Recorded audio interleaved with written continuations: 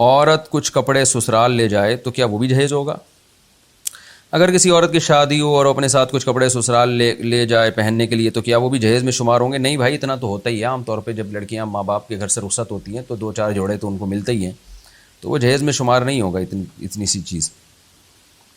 ویسے ہونا تو یہ چاہیے کہ سارا کچھ لڑکا ہی انتظام کرے، جتنے بھی کپڑے ہیں نا وہ اس کی اب امانت ہے. وہ بولے بھائی اب میں خود سارے لباس کپڑے وغیرہ ارینج کروں گا. غیر مسلم کو صدقہ کرنا، کیا غیر مسلم کو صدقہ دیا جا سکتا ہے؟ عثمان غنی چائنا سے. جی ہاں، غیر مسلم کو بھی صدقہ دیا جا سکتا ہے، البتہ زکوٰۃ فطرانہ، یا کسی نے منت مانی تھی کہ میرا فلاں کام ہو گیا تو میں صدقہ کروں گا یا کروں گی، تو یہ 3 قسم کی رقمیں غیر مسلم کو نہیں دی جا سکتی. یعنی جو صدقات واجبہ ہوتے ہیں نا، باقی عام صدقہ جو بھی ہم نکالتے ہیں تو وہ صدقہ غیر مسلم کو بھی دینا جائز ہے، پورا انشاءاللہ ثواب ملے گا اس میں. لڑکی والے خوشی سے جہیز دیں تو کیا حکم ہے؟ لڑکی والوں سے جہیز لینا کیسا ہے جبکہ لڑکی والے کہیں کہ ہم خوشی سے دے رہے ہیں؟ محمد عثمان کراچی سے. سارے لڑکی والے یہی کہہ رہے ہوتے ہیں کہ ہم خوشی سے دے رہے ہیں، لیکن جب بچی پیدا ہوتی ہے تو باپ کی پیشانیوں پہ، غریب باپ کی پیشانیوں پہ اسی وقت سے بل آ جاتا ہے کہ یار اس کے لیے میں نے کتنا جہیز تیار کرنا ہے. تو یہ خوشی وشی اوپر کی ہوتی ہے، اس وقت تو شاید ہوتی ہوگی. اس رسم کو ختم کرنا چاہیے. بے غیرتی پرلے درجے کی بے شرمی ہے کہ آپ پہلی رات کم بخت اپنے بستر پہ نہیں سو سکتے، اس بیڈ پہ سو رہے جو تمہاری بیگم لے کر آئی ہے گھر سے، تو کم از کم بستر تو اس کو اپنا والا دے دیتے، الماریاں تو اپنے پیسوں سے خرید کے دے دیتے اس کو.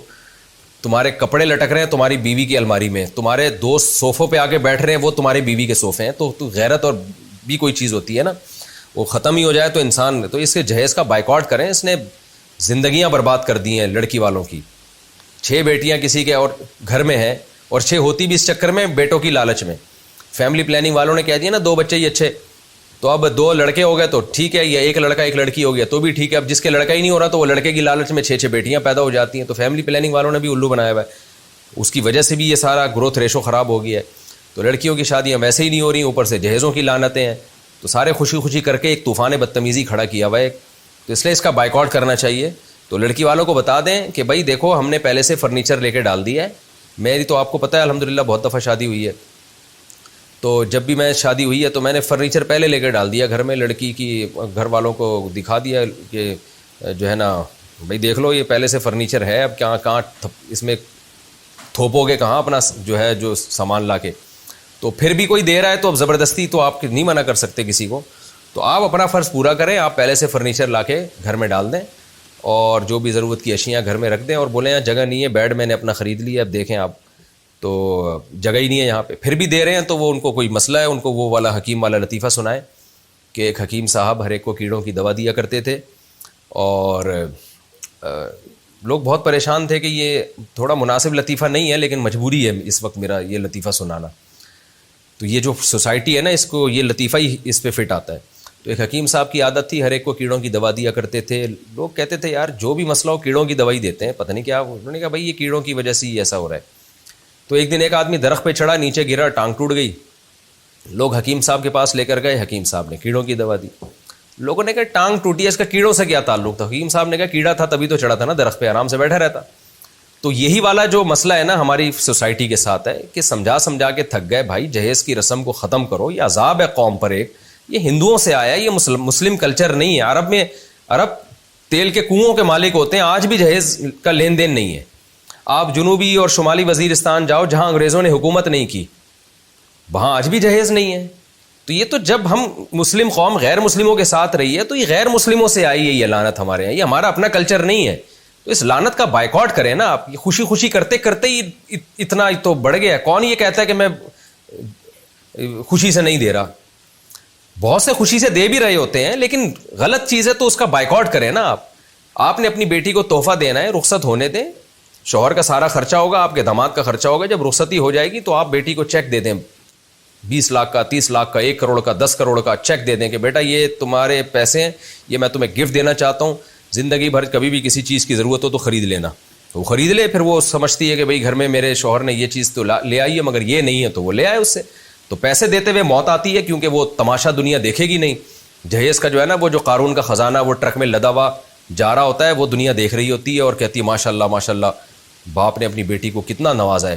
تو ڈرامے بازی ہے یا کچھ بھی نہیں ہے. بیٹی کو دینا ہے چیک دو, چیک پیسے دو, تو رخصتی کے بعد جو ہے نا, اور وہ اس موقع پہ نہیں دو, رخصتی ہو جائے پھر دو, اس کو چیک پکڑا دو کہ بھائی یہ چیک ہے, یہ اتنے پیسے ہیں, یہ تمہیں گفٹ ہیں, یا اتنا گولڈ اس کو گفٹ دے دو. یہ سب چیزیں نہیں دی جا رہی ہیں. اور یہ بھی میں کہہ رہا ہوں کہ نہ دو. تو آپ کی بیٹی ہے, جب ضرورت ہوگی تو آپ کے پاس آ سکتی ہے. آپ بیٹی کو یہ کہہ دو کہ بیٹا میں نے تمہیں رخصت کر کے بھول نہیں گیا ہوں, تمہاری ساری رسپانسبلٹی, ذمہ داری تمہارے شوہر کی ہے, لیکن ایسا نہیں ہے کہ میں نے گھر کے دروازے بند کر دیے. میں تمہارا باپ ہوں, جب کوئی ضرورت ہو, شوہر نہ کر سکے مجھے بتانا, یا ویسے ہی مجھے بتا دینا. ہو سکتا ہے شوہر کر سکتا ہو, لیکن میں بیٹی ہونے کے ناطے میں بھی کر دوں گا. تو یہ تو ٹھیک ہے, یہ تو بہت اچھی بات ہے, خاندانی لوگ اسی طرح کرتے ہیں. یہ جو جہیز کا سیٹ اپ چل رہا ہے نا, یہ سب فضول چیزیں ہیں, یہ ڈرامے بازی ہے, اس کے سائڈ افیکٹ بہت زیادہ ہیں. تو اس لیے لڑکے کو چاہیے وہ بھرپور طریقے سے بائیکاٹ کرے. دیکھو باپ تو مجبور ہو کے دیتا ہے, اسے پتہ ہے میں نے نہیں دیا نا تو یہ بعد میں کمبخت بےغیرت لوگ معذرت کے ساتھ گالیاں دینی نہیں چاہیے. یہ چینل گالیوں کا نہیں ہے, لیکن کیا کریں, تو وہ تو مجبور ہو کے بھی دے رہا ہوتا ہے کہ یار نہیں دیے تو سسرال میں ساسیں تانے دے دے کے کھا جاتی ہیں. ساسوں کے تانے تو ایسے غلیظ قسم کے ہوتے ہیں نا, بیٹے کو پتہ بھی نہیں ہو رہا تو میری ماں میری بیوی کو تانے کیا دے رہی ہے, وہ تو الگ سے دے گی نا, اس کی موجودگی میں تھوڑی دے گی. ایسے ایسے تانے دیتی ہیں کہ لائی کیا چند چیتھڑے, اور باتیں ایسے کرتی ہے جیسے تیرے باپ نے تجھے سونے میں تول کے بھیجا ہو. یہ ساسوں کے تانے ہوتے ہیں, سوائے ان ساسوں کے جو اس وقت میرا پروگرام دیکھ رہی ہیں, ان ساسوں کے علاوہ کی بات کر رہا ہوں. تو بڑے مجبور ہوتے ہیں باپ لوگ, بھائی لوگ, کہ وہ اپنی بہن کو وہ دیتے ہیں. ان کو پتہ ہے کہ یار یہ بڑا بعد میں بڑے مسائل کھڑے ہو جائیں گے. تو مرد کی ذمہ داری ہے, شوہر کی ذمہ داری ہے, وہ کہے کہ مجھے بالکل کچھ بھی نہیں چاہیے, میں نے سارا گھر میں سب فرنیچر پورا میں نے گھر سیٹ کر دیا ہے, اور آپ کی بیٹی کی تمام تر مالی ذمہ داریاں میرے اوپر ہیں, آپ چھوڑ دیں اس کو, ٹھیک ہے نا, بس مجھے ڈیلیوری دے دیں اب دلہن کی, دلہن میرے گھر پہنچا دیں. تو اس پہ بھی اپنا خرچہ کریں آپ, بہتر یہی ہے. لیکن چلو وہ اپنی گاڑی میں پہنچا دیں, یہ تو کوئی اتنے بڑے ایشو نہیں ہے, لیکن یہ کہ سارا فرنیچر میں دوں گا, ساری ذمہ داری میری ہے. پھر باپ اپنی بیٹی کو رخصت کرتے ہوئے یہ کہتے کہ بیٹا ہم نے تمہارے لیے گھر کے دروازے بند نہیں کیے, تم ہماری بیٹی ہو تو گھر سے رخصت ہو رہی ہو, پھر بھی کوئی ضرورت ہو تو ہمیں بتانا. اور بہت ہی زیادہ دل جوش آ رہا ہے کہ بھئی بیٹی کو کچھ دینا چاہیے اس موقع پہ, تو اس کا اکاؤنٹ کھول کے پیسے ٹرانسفر کر دیں. بیٹی کو پتہ ہو اور آپ کو پتہ ہو, باقی کسی کو نہیں پتہ چلے گی. اچھا یہ بہت ہوتا ہے ہماری سوسائٹی میں نا, لوگ باپ سے پوچھ رہے ہوتے ہیں آپ نے اپنی بیٹی کو دیا کیا ہے رخصت ہوتے ہوئے. ماں باپ سے پوچھ رہے ہوتے ہیں, خاص طور پہ باپ سے, کہ بیٹی کو دیا کیا. یہاں بھی باپ بڑا شرمندہ ہو جاتا ہے, اگر وہ جہیز نہیں دے گا تو وہ لوگوں کو کیا بتائے گا کہ یار میں نے کیا دیا ہے. تو میں نے جو طریقہ بتایا نا, اگر دینا ہی ہو تو اکاؤنٹ کھول دیں, اس میں پیسے ڈال دیں یا کیش پکڑا دیں, اور آپ جانے بیٹی جانے. پھر بھی اگر کوئی آپ سے پوچھتا ہے, یا بالکل بھی نہ دیں, بس اس کے لیے گھر کے دروازے کھول دیں کہ بیٹا جب بھی ضرورت ہو مجھ سے رابطہ کرنا, کوئی مسئلہ نہیں ہے. پھر بھی جب کوئی پوچھے نا کہ آپ نے دیا کیا, تو آپ اس سے بولے کرے میری بیٹی کا باپ میں ہوں یا تو ہے, تو مجھ سے کیوں پوچھ رہا ہے کہ میں نے اپنی بیٹی کو کیا دیا. میری بیٹی میں جانوں وہ جانے, تجھے کیا تکلیف ہو رہی ہے. کیونکہ معاشرہ جب پوچھتا ہے نا, یہ معاشرے کو بھی وہی میں نے بتایا نا, وہ کیڑوں والی دوا کی بہت سخت ضرورت ہے. بہت زیادہ انٹرفیئر کر رہے ہوتے ہیں لوگ داخلی معاملات میں. عورتیں آ کے پوچھ رہی ہوتی ہیں لڑکی کی ماں سے کہ جی تمہارے میاں نے دیا کیا ہے بیٹی کو, اور ماں بھی اس کو ٹارچر کر رہی ہوتی ہے باپ کو, یعنی بیوی شوہر کو ٹارچر کر رہی ہوتی ہے کہ اپنی بیٹی کے لیے ہم نے جہیز دینا ہے, ایکچولی سوسائٹی میں ہم کیا منہ دکھائیں گے. تو باپ کو چاہیے وہ اپنی بیگم کو بھی بتا دے کہ جب بھی تم سے کوئی پوچھے نا آ کے کہ میرے میاں نے تمہارے میاں نے اپنی بیٹی کو کیا دیا ہے, تو ان کو بولا کرو کہ لڑکی کے باپ جو ہے نا میرا میاں ہے, آپ باپ نہیں ہیں. آپ اس چکر میں آپ کائنڈلی ہم سے نہ پوچھیں کہ اس نے کیا دیا, ٹھیک ہے نا. ہم جانے, ہماری بیٹی جانے. آپ کو مفتی صاحب کا وہ والا لطیفہ سننے کی ضرورت ہے جس میں حکیم صاحب ہر ایک کو ایک خاص چیز کی دوا دیا کرتے تھے.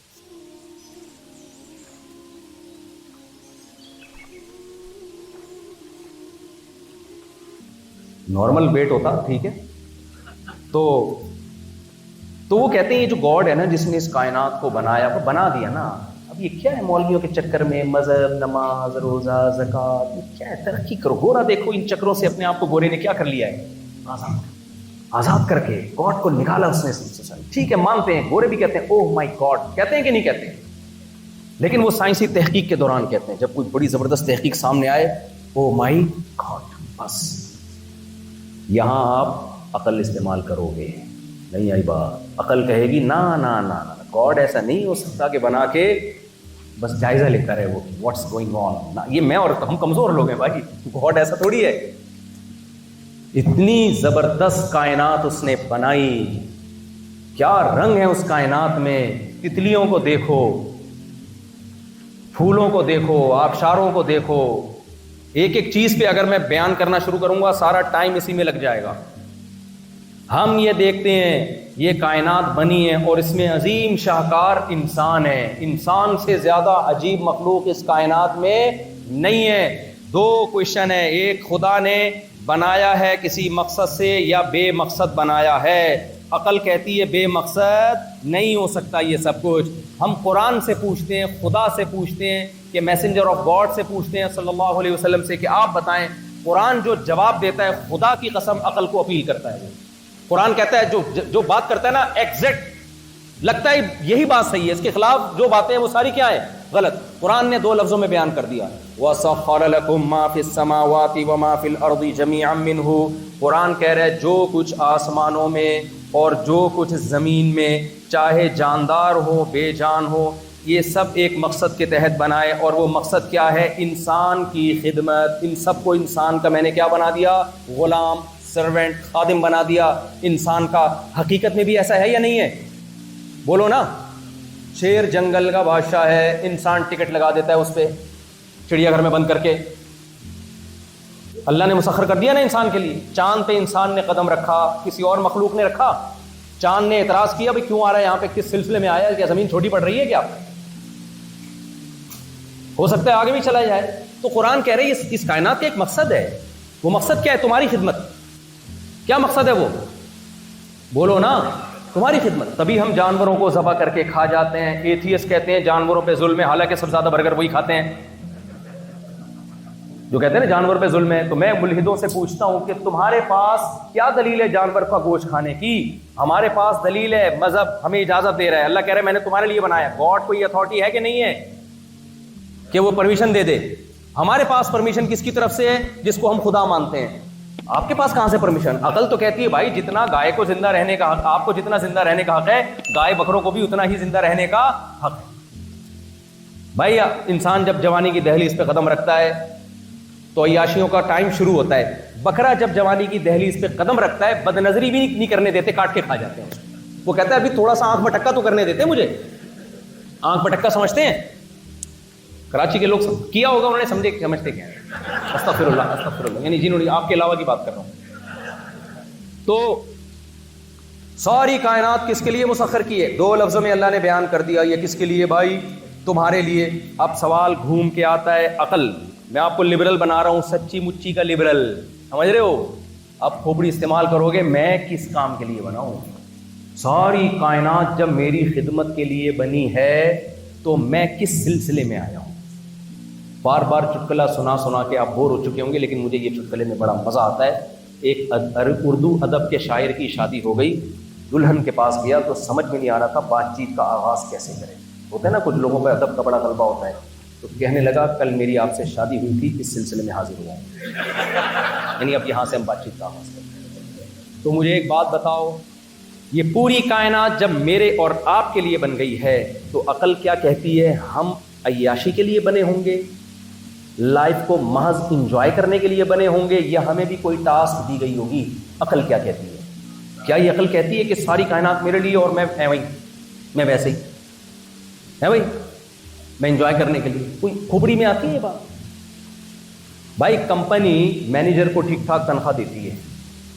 جو عام ملازمین کے ساتھ کمپنی کو کمپنی جو ان کو بینیفٹس دیتی ہے، مینیجر کو اس سے زیادہ گاڑی ملتی ہے، آفس میں اچھی جگہ ملتی ہے، تنخواہ اچھی ہوتی ہے، بہت سارے بینیفٹس ہوتے ہیں. اب تمام ملازمین کو کمپنی نے کہہ دیا کہ آپ سب اس مینیجر سے پوچھ کے آئیں گے، پوچھ کے جائیں گے، آپ سب اس کے فرما بردار اور تابع ہیں. اس نے آپ کی کمپلین کی، وہ سنی جائے گی. مینیجر صاحب خوش ہو گئے، کرسی پہ آ کے بیٹھ گئے. انہوں نے کہا بھائی میری تنخواہ لے کر آؤ، میری گاڑی لے کر آؤ، چائے لے کر آؤ، یہ لے کر آؤ. سارا دن ملازمین سے ایسی کر کے رکھ دی، اپنا 5 روپے کا بھی کام کی نہیں کر کے دے رہا ہوں.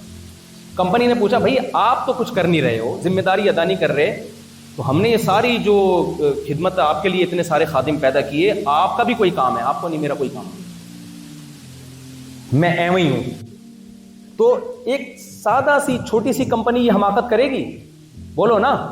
تو خدا کیسے کرے گا بھائی؟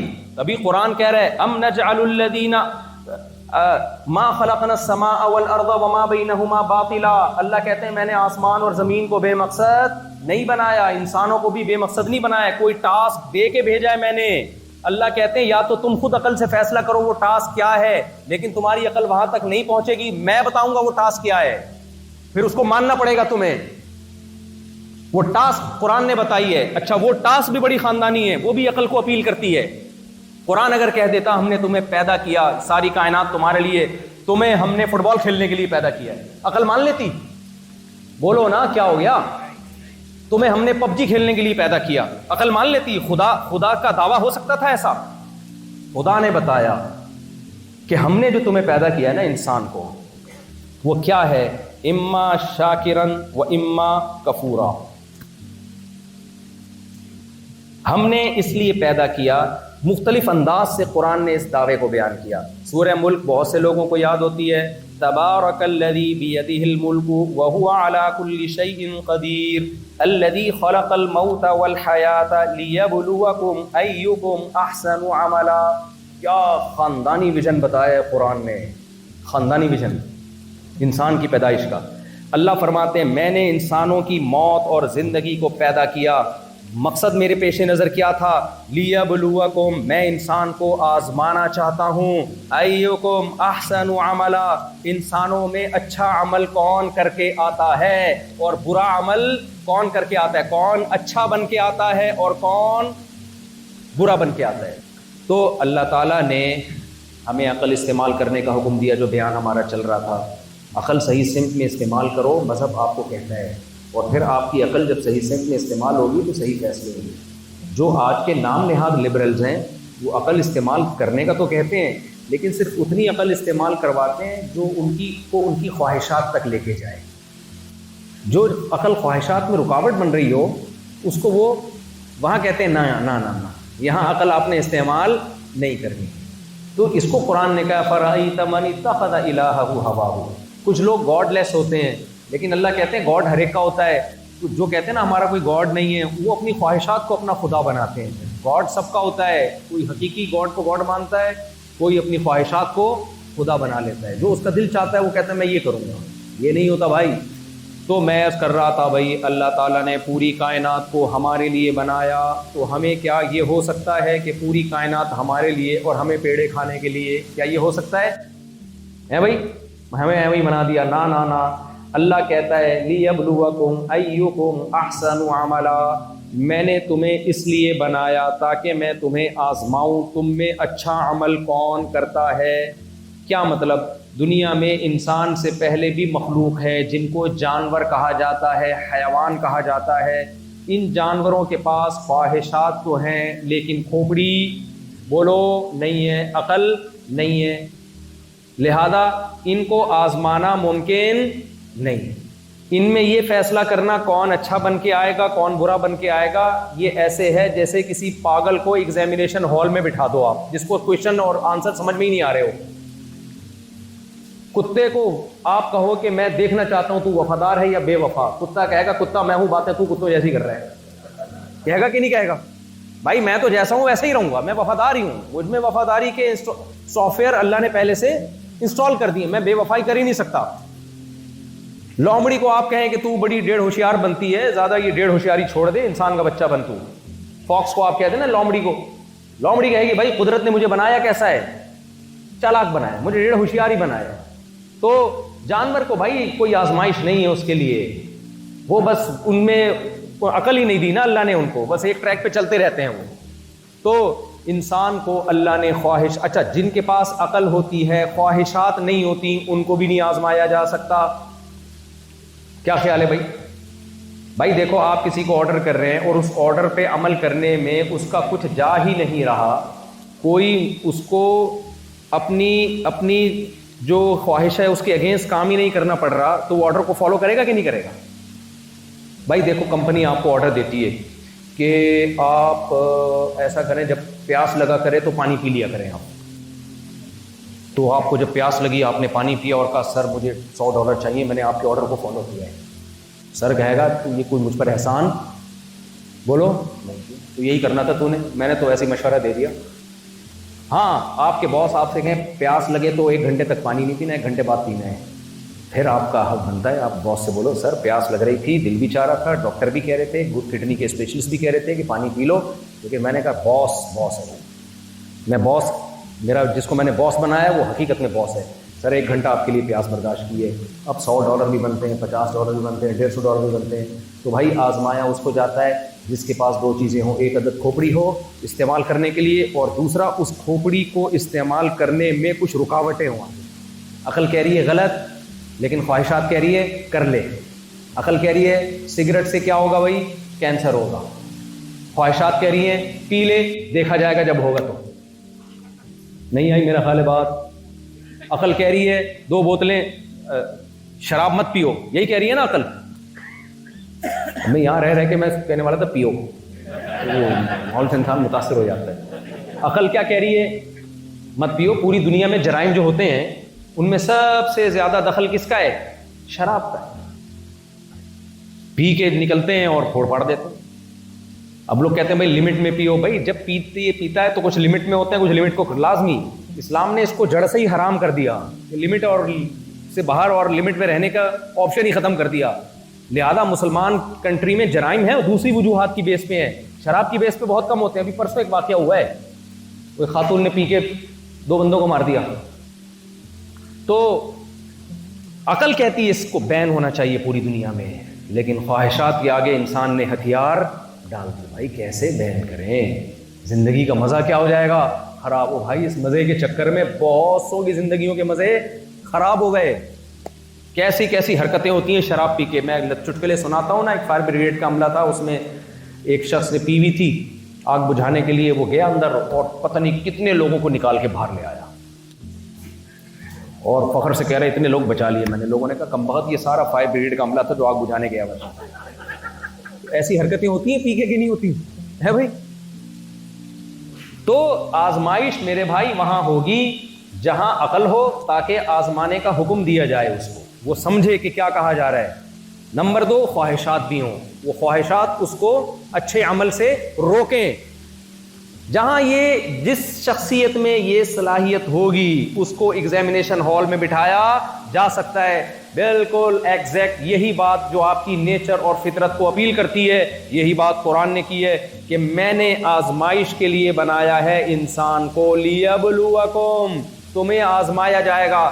ساری کائنات تمہارے لیے ہے، تم جب چاہو بکرے کی جان لے سکتے ہو، جب چاہو سمندر کی مچھلیوں کو کانٹا لگا کے دھوکہ دے کے، دیکھو دھوکہ کتنی بری چیز ہے، گورے کتنا برا سمجھتے ہیں نا، دھوکہ دیا، یہ ٹوپی کرا دی، چونا لگا دیا، یہ سب ہماری ٹرمز ہیں۔ کیوں یہ ٹرمز ہیں؟ تمیز سے یہ کام ہو رہا ہے ہماری سوسائٹی میں، چونا لگا دیا، ٹوپی کرا دی، منجن بیچ دیا، یہ ہوتا ہے نا، منجن بیچ رہا ہے، تو گورے کو آپ بولو منجن بیچ رہا ہے، وہ سمجھے گا ڈینٹونک بیچ رہا ہے یہ بیٹھ کے، وہ یہ سمجھے گا بیچارہ، اس کو کیا پتا منجن کیا ہوتا ہے، اس لیے کہ ہوتا نہیں ہے یہاں پہ۔ جو ہمارے یہاں منجن ہوتا ہے وہ یہاں پہ ان کے ڈینٹونک ٹائپ کی چیزیں دکھ رہی ہیں۔ تو اب مجھے ایک بات بتاؤ میرے بھائی، تو ہم مچھلی کو کتنا دھوکہ دیتے ہیں؟ ہم کیا کرتے ہیں؟ کانٹے پہ جھینگا لگایا، کچھ بھی لگایا، کوئی گوشت لگا دیا، مچھلی سمجھتی ہے کہ انسان نے میرے لیے باربیکیو کا انتظام کیا ہے، وہ لہراتی ہوئی آتی ہے اور ایسے منہ مارتی ہے، اور دھوکہ دے کے ہم نے جو گوشت، جو ویجیٹیرین ہے وہ تو اس پہ ہم سے پہ غصہ ہوتے ہیں کہ تم لوگ جانور کو ہلاک کیوں کرتے ہو۔ نہ صرف ہلاک کر رہے ہیں، ہلاکت کا طریقہ تو دیکھو نا، ایک تو ہوتا ہے نا دو بدو فائٹ ہو، ہلاک کیا، یہ بھی ایک لڑائی ہوتی ہے، ایک ہوتا ہے دھوکہ دے کے پیٹھ پہ گولی ماری، یہ تو بری حرکت ہے کہ نہیں ہے بھائی؟ ایک ہوتا ہے فیس ٹو فیس، آ جا لڑ، اس کو بولتے ہیں بھائی یہ عزت دار آدمی ہے، لڑتا ہے تو بتا کے لڑتا ہے، لیکن ایک ہے پیٹھ پہ چھرا گھونپنا، یہ انتہائی بری حرکت ہے یا نہیں ہے؟ اور ہم یہ پیٹھ پہ چھرے مچھلیوں کے گھونپتے رہتے ہیں، مہمان بنا کے اس کو، میزبان بن کے اس کا ہمارا بیہیویئر مچھلی کے ساتھ میزبانوں والا ہوتا ہے، حرکتیں منافقوں والی ہوتی ہیں۔ میزبان بنا کے کسی کو دھوکہ دینا، آپ میزبان بنو، اس کو گیسٹ بناؤ اور زہر کھلا دو، ساری زندگی آپ کو لوگ برا بھلا کہیں گے، یار اس نے جو ہے گھر میں دعوت کے نام پہ بلایا اور لڈو میں زہر رکھ کے کھلا دیا۔ تو مچھلی کے ساتھ ہم یہ دھوکہ دیتے ہیں کہ نہیں دیتے؟ بولو نا، آپ کو کیا ہو گیا یار؟ دیتے ہیں، لیکن کوئی برا سمجھا جاتا ہے اس کو نا؟ کیوں انسان کہتا ہے میں دادا ہوں، میں کیا ہوں؟ محلے کا دادا ہوں، میں جو چاہے کروں۔ میں مچھلی کو دھوکہ دوں یا بغیر دھوکے کے اس کو گن سے باقاعدہ سمندر میں اتر کر کے شوٹ کروں؟ میرا پرسنل مسئلہ ہے. جب میرا موڈ ہوگا میں فش کھاؤں گا. بکرا ابھی بد نظری کا موقع نہیں ملا اس کو, ہیں بھائی, صحیح ہے نا, ابھی جوانی کی دہلیز پہ قدم رکھا, کاٹ کے کھا گئے, ذرا بھی انجوائے نہیں کرنے دیا اس کو لائف کو.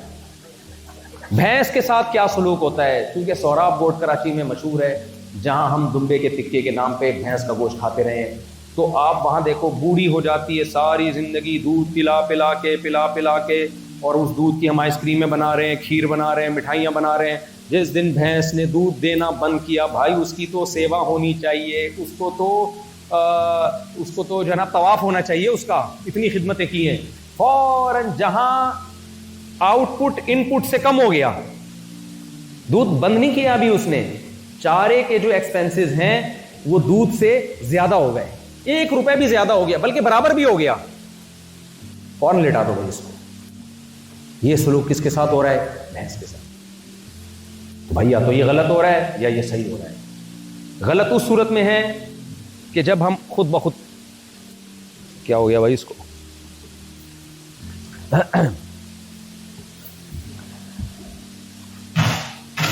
بیٹری تو میری ڈاؤن ہونی چاہیے. تو بھائی کیوں قرآن کہتا ہے کوئی بات نہیں, تم یہ سب کچھ کر سکتے ہو, کیونکہ یہ سب کس کے لیے بنایا؟ بولو, تمہارے لیے. ان کو آزمائش کے لیے نہیں بنایا. جانور آزمائش کے لیے نہیں ہے, انسان آزمائش کے لیے میرے بھائی. تو انسان کو اللہ نے خواہشات بھی دی اور عقل بھی دی, اور بتا دیا کہ ہم نے یہ دنیا انسان کے لیے ایگزامینیشن ہال بنایا ہے. بتاؤ قرآن کا یہ دعویٰ فطرت کو اپیل کرتا ہے یا نہیں کرتا؟ اگر آپ سچی مچی کے لبرل ہو تو یہ بات کھوپڑی میں آتی ہے کہ نہیں آتی؟ اگر نہیں آتی نا تو انسان میں اور جانور میں کوئی فرق نہیں ہے, کوئی فرق نہیں, کوئی فرق نہیں ہے, سوائے سوٹ ٹائی ویسٹ کوٹ پگڑی ٹوپی, اس کے علاوہ کوئی فرق نہیں ہے. تو دوسری بات, وہ ایگزام ہے کیا؟ یہ بس میں جلدی سے سمیٹ کے بیان کو ختم کرتا ہوں. وہ ایگزام ہے کیا؟ میں آپ سے نماز سے پہلے عرض کر رہا تھا, اگر وہ بتا دیا جاتا بھائی وہ تم فٹ بال کھیلنے کے لیے یا پب جی کھیلنے کے لیے, تو نیچر کو, فطرت کو, عقل کو یہ چیز اپیل کرتی؟ اللہ نے بتایا ہمیں تمہیں میں نے اس لیے بنایا ہے کہ اللہ دیکھنا چاہتا ہے کہ انسان جب دنیا میں آئے گا خواہشات کا ایک وسیع جال ہوگا اس کے سامنے, ایک انبار ہوگا. کچھ چیزیں صحیح ہوں گی, کچھ غلط ہوں گی. جو غلط سے اپنے آپ کو بچائے اور صحیح پر اکتفا کرے وہ اچھے لوگ ہوں گے, اور جو غلط میں پڑ گئے وہ برے لوگ ہوں گے. تو جو اچھے ہیں وہ کامیاب ہوں گے, اور جو برے ہیں وہ بولو ناکام. اس کے لیے پیدا کیا ہے میں نے. اگر آپ قرآن کے اس دعوے کو نہیں مانتے تو آپ بتا دو کیوں پیدا ہوئے بھائی. کیا خیال ہے؟ آج کل یونیورسٹیوں میں آپ جب کسی سے پوچھتے ہیں نا لڑکا لڑکی سے کیوں پیدا ہوئے, تو کہتے ہیں میں اس کے لیے پیدا ہوا. وہ کہتی ہے میں تمہارے لیے پیدا ہوں, both are made for each other, کہتے ہیں نا. تو یہ باتیں ہیں بھائی, اس کے لیے کیوں پیدا ہوئے تم؟ اس کا مطلب یہ ایکسیڈنٹ میں مر جائے تو تم بھی مر جاؤ پھر؟ جس کے لیے پیدا ہوئے تو وہی مر گیا تو تم کیوں زندہ ہو پھر؟ یہ کہنے کی حد تک تو باتیں ہیں. کچھ کہتے ہیں میں اپنے پریوار کے لیے پیدا ہوا ہوں. بھائی پریوار میں تو پیدا ہوئے ہو بھائی صاحب, کے لیے نہیں ہوئے آپ. کے لیے ہونا اور میں ہونا بولو الگ چیز ہے. آپ گاڑی میں ہونا, گاڑی کے اندر ہو, گاڑی کے لیے تھوڑی بنے ہو, گاڑی آپ کے لیے. تو یہ سب دعوے غلط ہیں. کوئی کہتا ہے میں دولت کمانے کے لیے, اس کا مطلب جو دولت نہیں کما پائے ان کو تو پھر خودکشی کر لینا چاہیے. پھر غریب لوگ صحیح کرتے ہیں خودکشی کر کے, پھر تو آپ خودکشی کو پروموٹ کر رہے ہو کہ نہیں کر رہے؟ بھائی جس کے وہ دولت کمانے کا چانس ختم ہو گیا, اگر وہ اپنے آپ کو مار کے ہلاک کر دیتا ہے تو عقل کہتی ہے بالکل ٹھیک کر رہا ہے, کیونکہ ہم پیسہ کمانے کے لیے پیدا ہوئے تھے. جب کمپنی نے آپ کو بھیجا تھا کسی کام کے لیے, جب وہ کام ختم ہو جائے کمپنی کہتے ہیں واپس آ بھائی, تو کیا پیڑے کھا رہے وہاں بیٹھ کے؟ بلڈنگ تو بن گئی ہے, سارا آفس بن گیا, تو کیا کر رہے وہاں بیٹھ کے؟ چل فلائٹ پکڑ اور نکل یہاں سے, ورنہ تیرے ایکسپینسز ہمارے ذمے نہیں ہے. تو اگر اللہ نے میرے بھائی ہمیں پیسہ کمانے کے لیے پیدا کیا تھا, تو جو بیچاروں پیسہ کمانے کا چانس ہی ختم ہو گیا, تو اب ان کو زندگی کا چانس لینے کی ضرورت نہیں ہے, پھر وہ مار دیں اپنے آپ کو. تو ان میں کوئی بات بھی ٹھیک نہیں ہے. بات وہی آئے گی جو اللہ نے کہی ہے, بالکل نیچر کو اپیل کرتی ہے.